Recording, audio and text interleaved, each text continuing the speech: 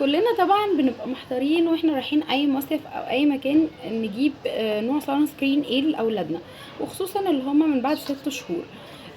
بلانكي عامله حاجه حلوه قوي وخصوصا الاطفال، هي عامله اوفر كويس. الاتنين اتنين من ده واتنين من رول اون ب 400 جنيه. الاوفر كان كويس جدا جدا. وخصوصا بقى الحاجه الجديده هي الرول اون دي. الرول اون دي تحفه تحفه تحفه. ما بيستووش ولا الرول اون ولا الكريم ذات نفسه، ما فيش حد فيهم بيسيب اي سايد افكت خالص. ناعم جدا على البشره وبتشرب بسرعه قوي. انا كنت بستخدمه مع اولادي.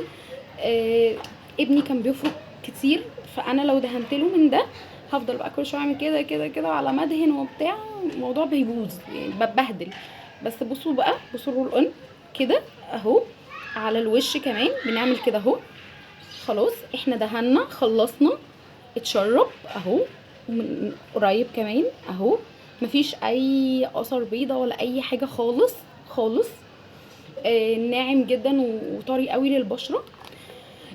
بس انا لاحظت حاجه، ان لو حد بشرته دهنيه فده بلاش، يعني حاسه ان بلاش، عشان هو الترطيب بتاعه عالي قوي، والطبقه الحمايه بتاعته اصلا اللي هي بلس 50 دي، يعني دي حاجه كويسه جدا للبيهات والكل. بصراحه هو كان اوفر حلو، بيقعد صلاحيته 3 سنين فمطول معانا. مش هنقول مثلا احنا جبنا 4 ومش وهيخلص وبتاع، لا، معانا مطول معانا. في اي وقت نازلين تك تك تك خلاص الموضوع انتهى خالص بقى. بس فبجد حلو قوي، ولو حد جربه يكتب لي كده في الكومنتات ويقول لي.